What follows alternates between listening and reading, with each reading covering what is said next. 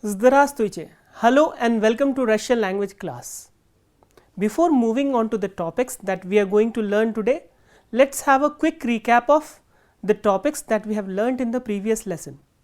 If you remember, we have learnt in the previous lesson the conjunction shtoby, which means in order to or so that. And we have also learned that shtoby is used to introduce the subordinate clause. Here I have written a sentence. Я хочу, чтобы вы позвонили профессору. I want you to call the professor. So here, as you can see, the verb in the subordinate clause has been used in the past tense, and in the principal clause it is used in the present tense. So whenever the subject of the subordinate clause and the principal clause are different, we use this thing, the past tense of the verb in the subordinate clause. But if the subject in the principal clause as well as the subordinate clause are same, then we use the infinitive form of the verb. For example, я приехал в Delhi, чтобы посмотреть город. I have come to Delhi to see the city. So here, as you can see, we have used the infinitive form посмотреть. Посмотреть is to watch the city. And посмотреть is the совершенный вид or perfective aspect of the verb смотреть. Other than чтобы, we had also learnt the uses of the genitive case of nouns. So what are the main uses of the genitive case of nouns? The first use that we had learnt in the previous lesson was to denote possession. For example, if the question is чей это друг, чей, which means whose, чей это друг, we answer with the genitive case of the noun, это друг Анны. This is Anna's friend. So here, as you can see, Anni is in the genitive case and drug is in the nominative case. This is Anna's friend. The next use that we had discussed in the previous lesson was to denote negation. У меня нет сестры.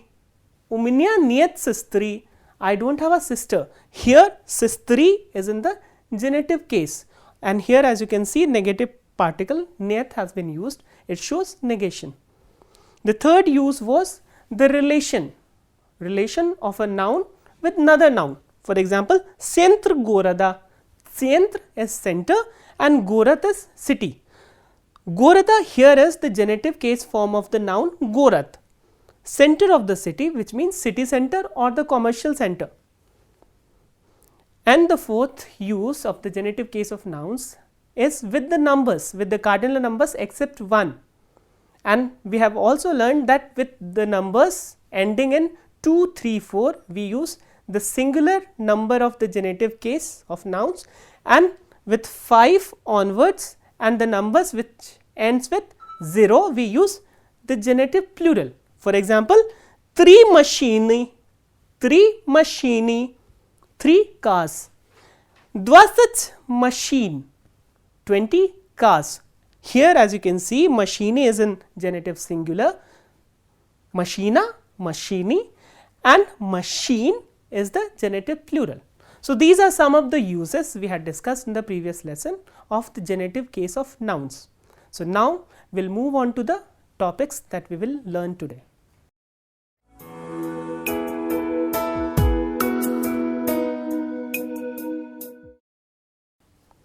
We have already discussed the uses of the genitive case in Russian language.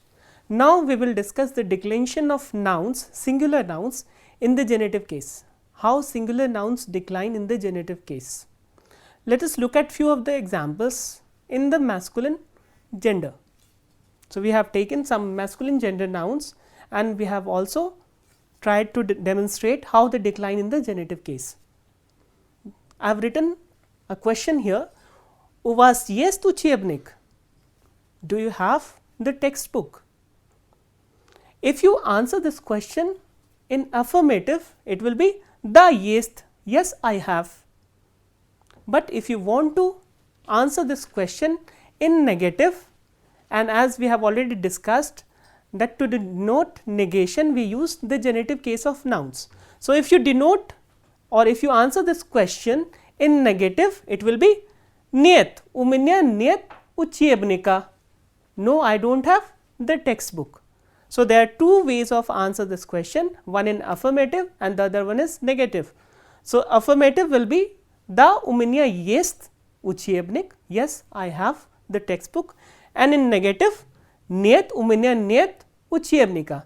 So, if you answer this question in negative, we will use the genitive case of the noun учебник. So, учебник, which is a masculine noun with hard consonant ending, becomes учебника. So, we are adding a at the end to get its genitive case form. Let us move on to the next question. У вас был урок? У вас был урок? Did you have a class? У вас был урок? If you answer this question in affirmative, it will be да, у меня был урок. Yes, I had a class. But if you want to answer this question in negative, then again we have to use the genitive case of the noun, which is урок here will change to урока. Нет, у меня не было урока. Here, as you can see, не было will be common to masculine, feminine and neuter gender nouns. Нет, у меня не было урока. No, I did not have a class. So, as you can see, urok and uchebnik, they both have the hard consonant ending. That is why we have added a at the end to get their genitive case form. Let us take another example. У вас есть словарь? У вас есть словарь? Do you have a dictionary? Да, у меня есть словарь. If you want to answer this question in affirmative. But if you want to answer this question in negative, how will you answer? Нет, у меня нет словаря. So, here as you can see, the словарь, which has a soft ending, the soft sign has been replaced with ya, which is a soft vowel. So, if a noun, masculine noun ends with a soft consonant, then we add ya at the end to get its genitive case form. So, these are the changes that we do with masculine nouns to get their genitive case form. If a noun ends with a hard consonant, we add a at the end, and if a noun ends with a soft consonant, we replace soft sign with ya to get its genitive case form. So, we were discussing the masculine gender nouns. So, now we will look at the feminine gender nouns in the examples.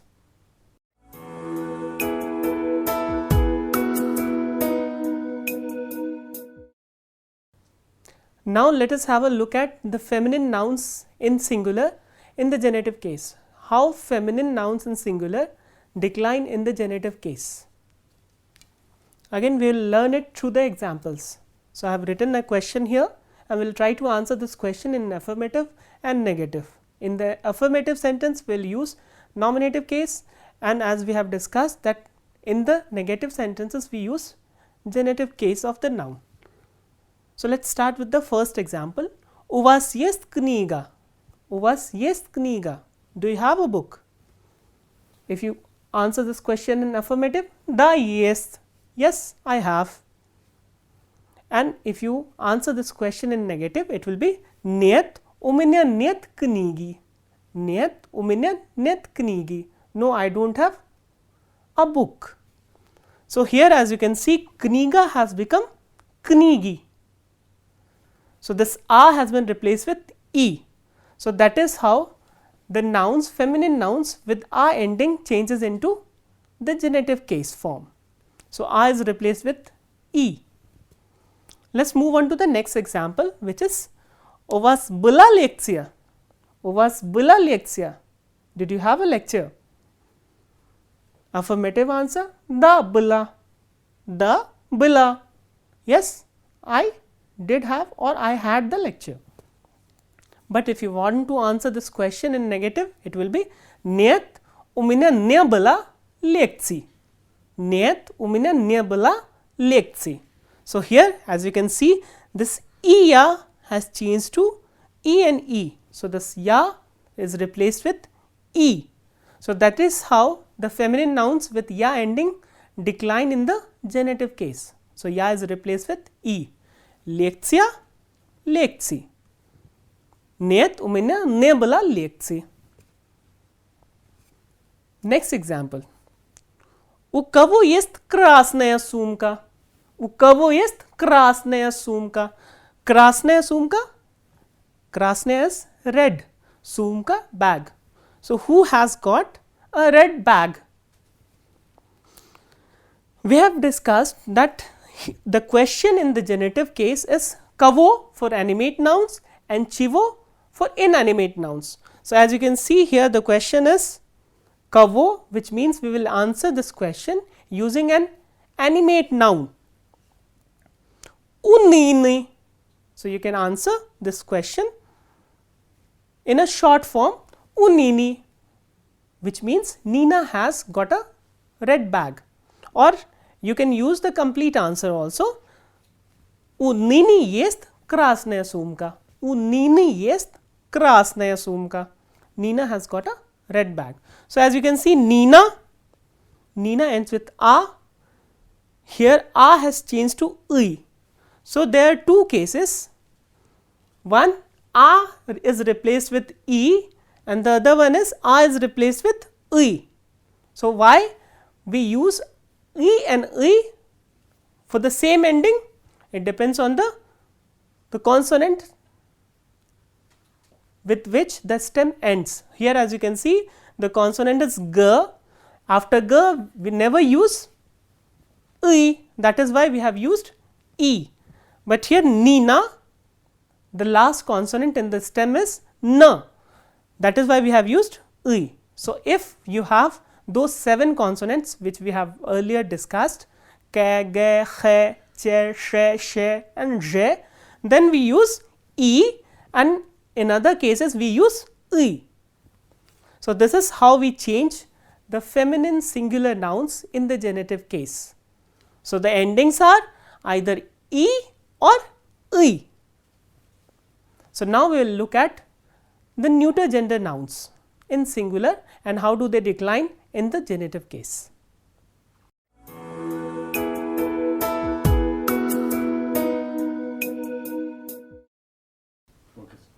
Now, we will look at the neuter gender nouns in the genitive case, how the neuter gender nouns decline in the genitive case, and we will learn the declension through the examples.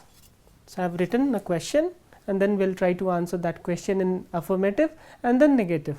So, whenever we answer the question in affirmative, we will use the nominative case, and whenever we answer the question in negative, we will use the genitive case. So, let us look at the first example. В этой комнате есть окно. В этой комнате есть окно. Is there a window in this room? So, here akno is the neuter gender noun with a hard ending. So, it ends with a hard vowel, that is o. So, what happens when akno is used in the genitive case? First, we will answer this question in affirmative. Da в этой комнате есть окно, or da есть, if you answer this question in short. Now, we will answer this question in negative. Нет в этой комнате нет окна. So, here after negation we are supposed to use the genitive case of noun. So, akno changes to akna. So, o is replaced with a. So, this is the first declension where if a neuter gender noun ends with a hard vowel o, o is replaced with a. Akno, akna. Next example. У вас будет собрание? У вас будет собрание? Да будет. If you want to answer this question in affirmative, да, у меня будет собрание. But if you have to answer this question in negative, how will you answer? Нет, у меня не будет собрания. Нет, у меня не будет собрания. So, here as you can see, собрание with the soft vowel ending ye changes to ya. Собрание, собрания.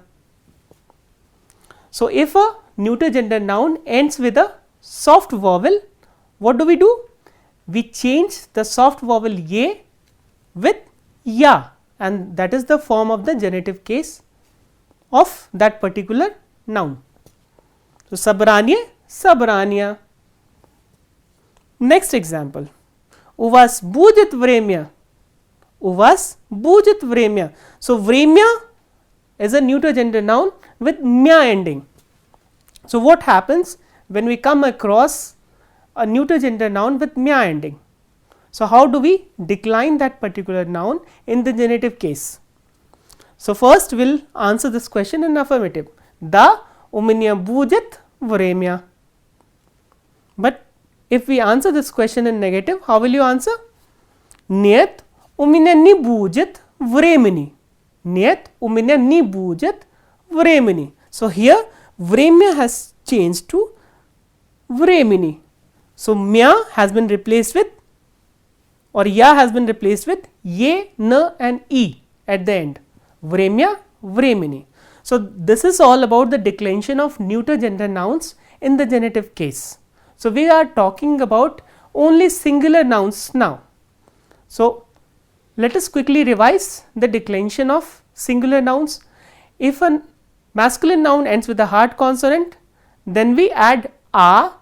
If the masculine noun ends with a soft consonant, we add or replace with ya.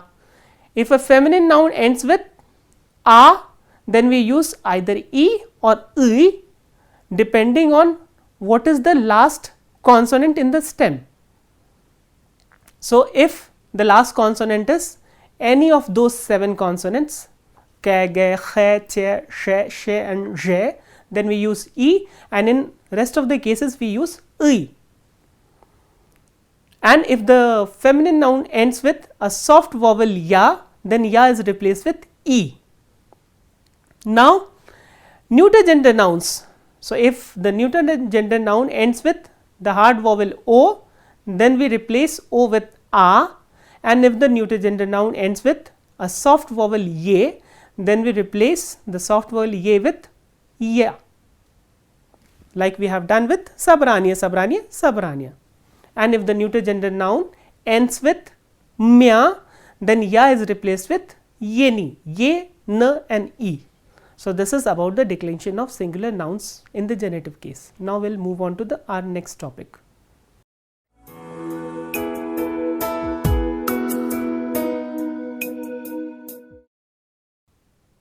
The next topic we have is the declension of personal pronouns in the genitive case. Though we have already discussed the construction u меня есть earlier in lessons, let us quickly revise the declension of personal pronouns once again. So, for that I have written a question, and then we will try to answer the question with the genitive case form of the personal pronouns. So, the question is u kogo нет тетради? U kogo нет тетради? Who doesn't have a notebook? U kogo нет тетради? So, when we answer kogo, we use either a noun or a pronoun. So, here we have used the personal pronouns in answering or in the answer to this question u kogo нет тетради. So, let us start with the personal pronoun ya. So, what happens when we use ya in the genitive case?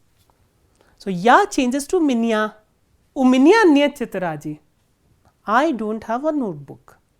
У меня нет тетради. So, this is меня is the genitive case form of the personal pronoun ya. The next is ты, second person singular number. So, what happens when second person singular number is used in the genitive case? So, ты changes to тебя. У тебя нет тетради. Ты, тебя. Next is third person singular number masculine, which is он.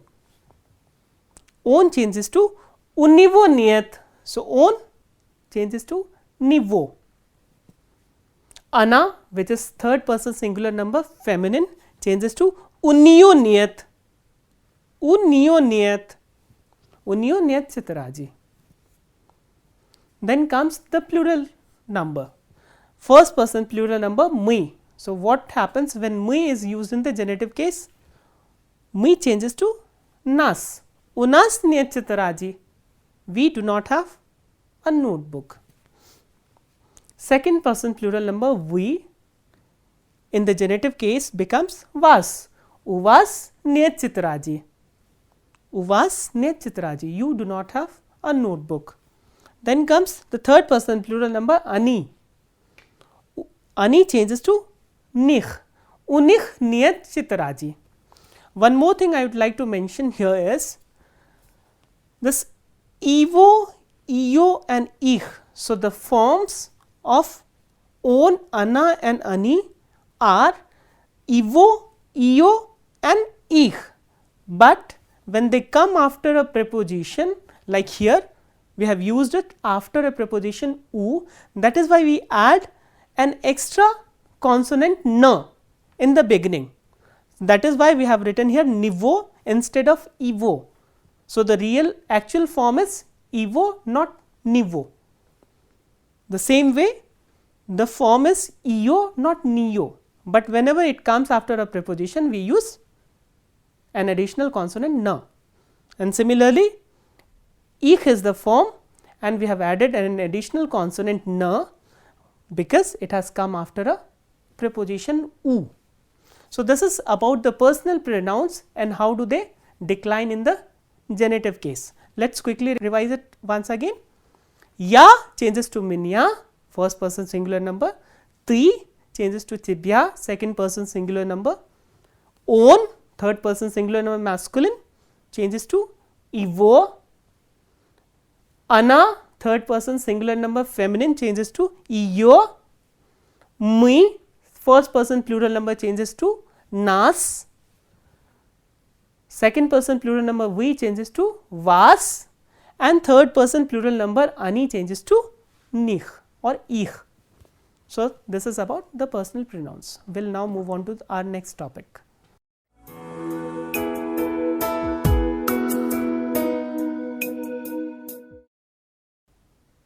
Now, we will learn about some words related to health. So, how do we say something about our health? How do we express that in Russian? So, there are few questions and the answers we use to express our health condition. So, I have written a few words here: bolen, balna, balni. Bolen, balna and balni means ill or sick. These words have been derived from the verb bolеть. So, I have written a question here. Почему вчера вас не было на уроке? Почему вчера вас не было на уроке? Why you were not there in the class yesterday? Why you were not there in the class yesterday? Я был болен. So, here I have written я был болен. I was ill. So, if the subject is masculine, we have to use болен. So, болен represents the masculine subject. Я был болен. And if the subject is feminine, then we use я была больна. Я была больна. Я был болен for masculine subject and я была больна for feminine. So, the next question is a very common question that you will come across whenever someone asks you about your health. Как вы себя чувствуете сейчас? Как вы себя чувствуете сейчас? How are you feeling now? So, this is a very common question that we come across in our day-to-day life. So, now the question is, how do we answer this question? How will you say that I am feeling okay, I am feeling better, I am feeling bad, I am feeling good, and so on. Сейчас я себя чувствую хорошо. Сейчас я себя чувствую хорошо. Now I am feeling good. Чувствовать, чувствовать is a verb which means to feel. Себя is a reflexive pronoun which means to feel oneself. So, how are you feeling? Сейчас я себя чувствую хорошо. You can also use я сейчас чувствую себя нормально. Сейчас я себя чувствую отлично. Сейчас я себя чувствую плохо. Сейчас я себя чувствую лучше. Хорошо, you already know this word, is good.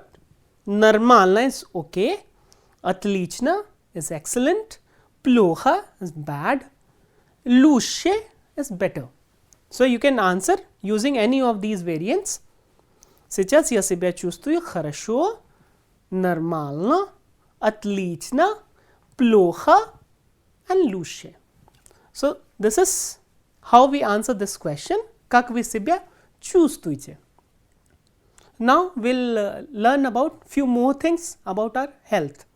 So how do we express our illness? For example, if you want to say that I have headache, I have stomach ache, my legs are hurting or something like that, how do you express that in Russian?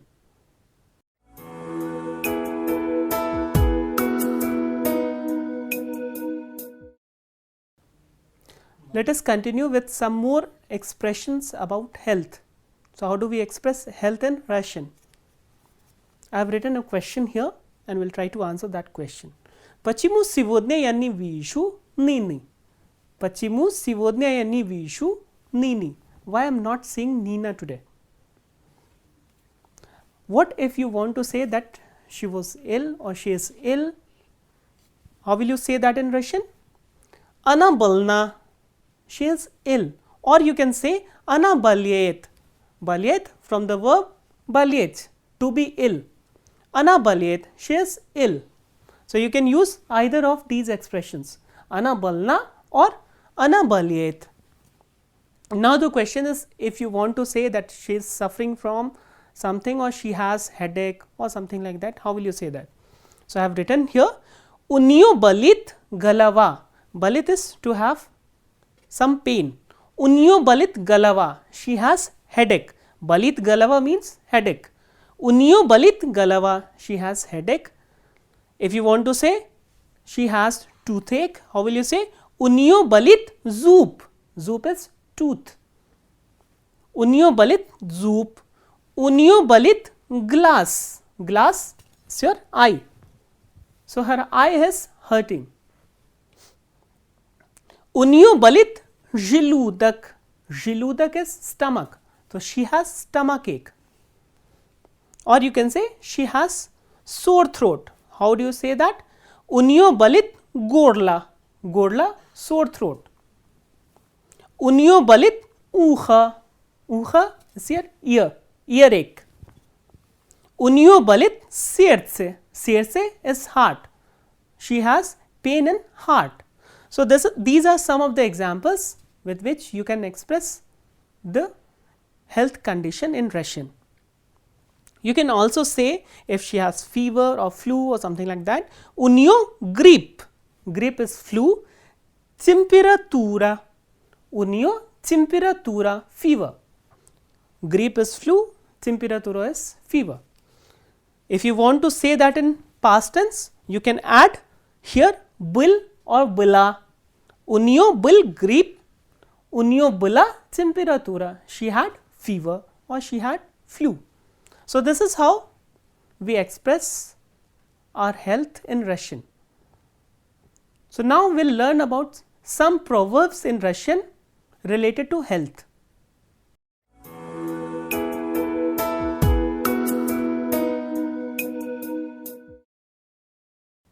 So now we'll learn about some proverbs about health. So there I have written few of the proverbs in Russian about health, and these are very common, you will find in your language also, which are similar to the expressions that I have written here. For example, здоровье – первое богатство. Здоровье – первое богатство. Здоровье is health, богатство is wealth. You must have heard about this proverb, health is wealth. So this is the same thing, здоровье – первое богатство. Первое is first. So health comes first, or health is the greatest wealth or something like that. Здоровье – первое богатство. The second one, в здоровом теле здоровый дух. В здоровом теле здоровый дух. a sound mind in the sound body. So, if your body or if your health is good, then only you have sound mind.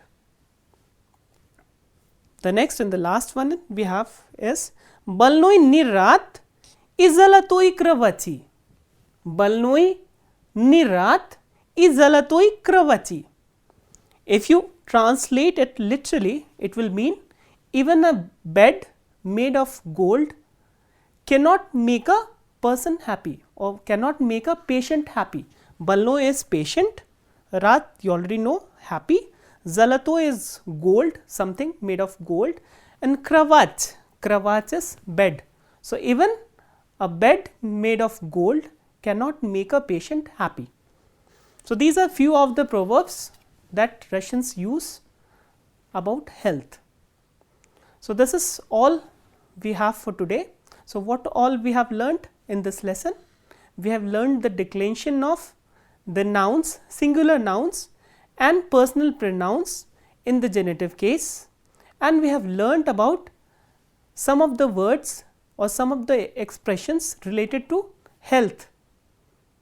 So, this is all for today. We will meet in the next class. Till then, spasiba, do svidaniya.